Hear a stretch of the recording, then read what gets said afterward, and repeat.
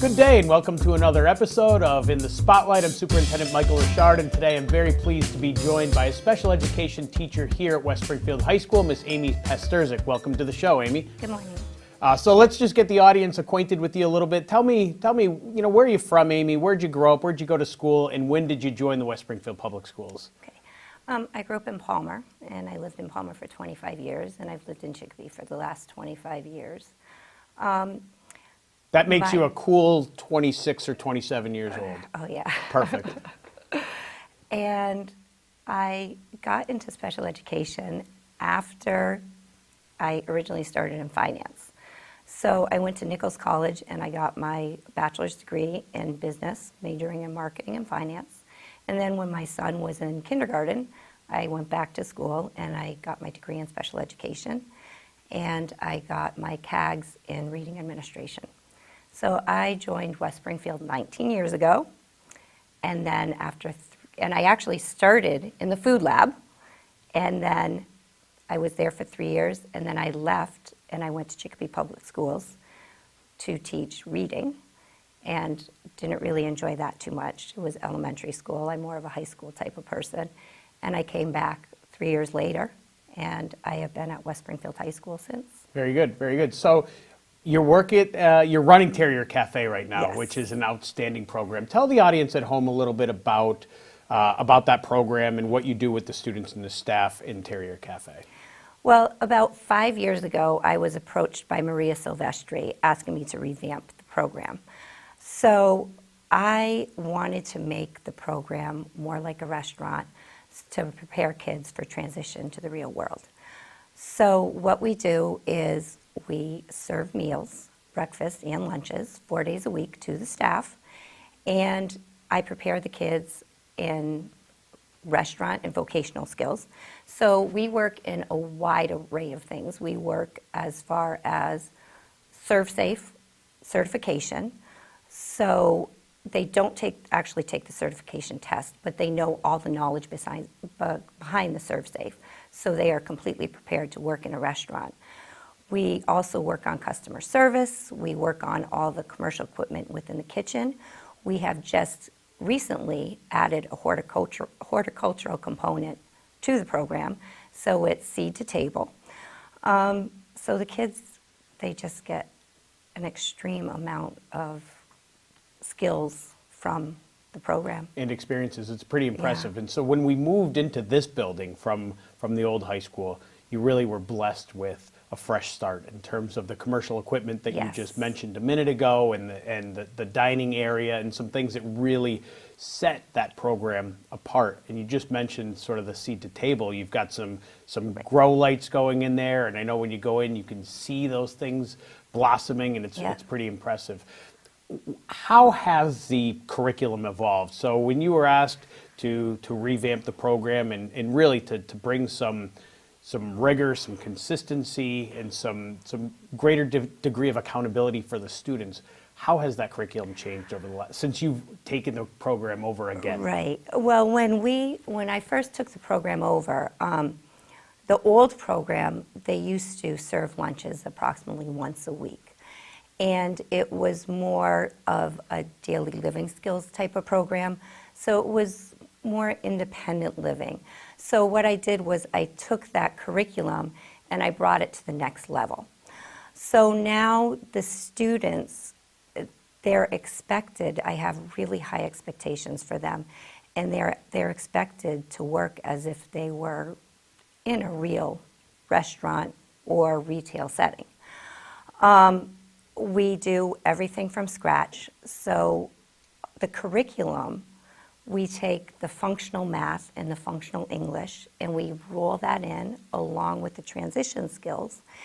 And the kids have to do everything in planning the meals, in reading the recipes, measurements, calculations, budgeting, cashiering.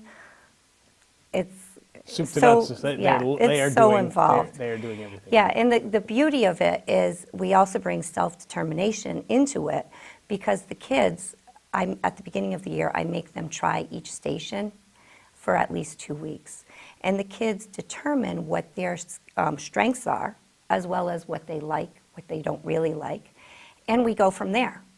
And in fact, every week I have them do a self-reflection on what they did really well, what they would like to improve on, and I kind of drive my curriculum between the data I collect from all of the evaluations I do, as well as from their interest and skill sets. Very good. So how do the faculty and staff get involved? You must have regulars who are coming in every my day for lunch. And what's their interaction like with the students in the program? It is amazing. So every day, all of the administrators stop by every single day. So the kids are very familiar with the administrators, as well as we have our regular teachers and staff. Some of the maintenance staff, Officer Wise comes in, some of the administrative assistants. So the kids know so many people.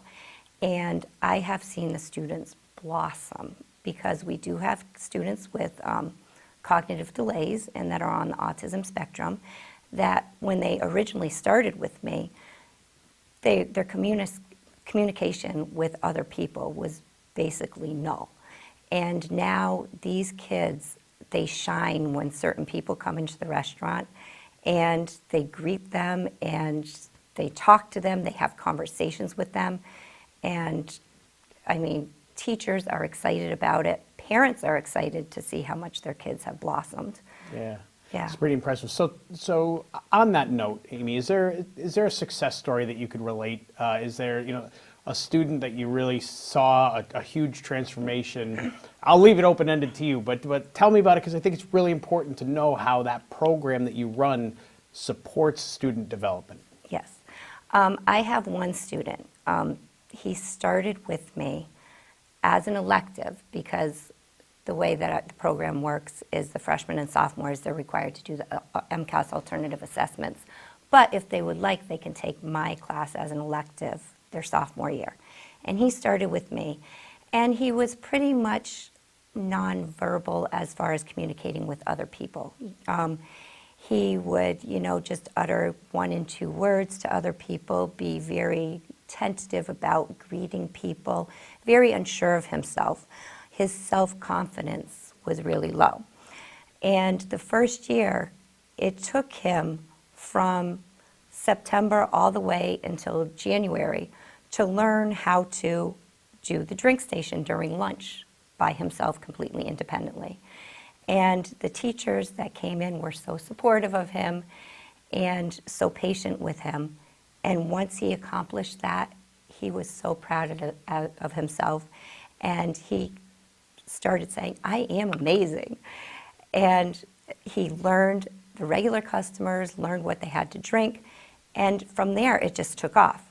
Now this student knows how to run the dishwashing station by himself, go and check the salad bar checklist, see what needs to be done, does all the serve safe hygiene and sanitation with the fruits and vegetables by himself, has great knife skills, can follow simple recipes, does all the measurements completely, and now he's a senior. And in fact, some of the sophomores that have recently come in, he's taken them under his wing and has begun teaching them the different stations. And now he just has conversations with people, and his parents are just so happy. And it's great. And you are too, I can see Oh it. my God, It's yeah. outstanding. It's Yeah. outstanding. So many of the things that we do in education aren't limited to the schoolhouse, but instead spread into the community. Talk to me a little bit about how you engage with the community and the community can engage with Terrier Cafe around the program.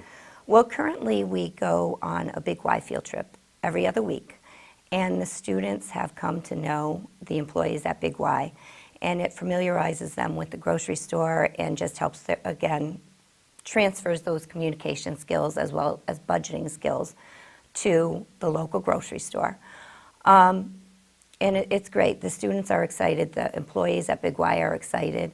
A couple of our students have actually gotten jobs at Big Y part-time once they go into the transition program, as well as we also work with NHS And some of those students come into our classroom, and our kids interact with, the mainstream students, which just helps build their self-esteem a little bit more. Since we've started the horticulture, which is brand new this year, we are now working with the Conservation Club, and I'm working with Jen Borelli to try to make some connections with our students as well as her students that are in that club. So we're at the beginning phases of that. I'm also looking into making a connection with the Garden Club in West Springfield so we can further expand the horticulture aspects of our program. Well, we have a connection And- on school committee. Mrs. Pat Garbasic is Okay. highly involved with the Garden Club. So Pat, you're on notice. We're coming for you.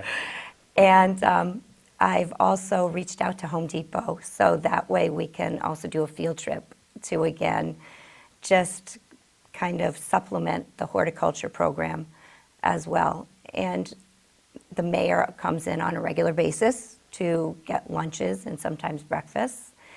And it's great within the school community as well as the outside community. And we're just looking to further, those connections to help, build some rapport with people to prepare our kids for the transition program. Yeah, it's pretty outstanding. It's pretty Yeah. outstanding. Amy, thank you for sharing all that about Terrier Cafe.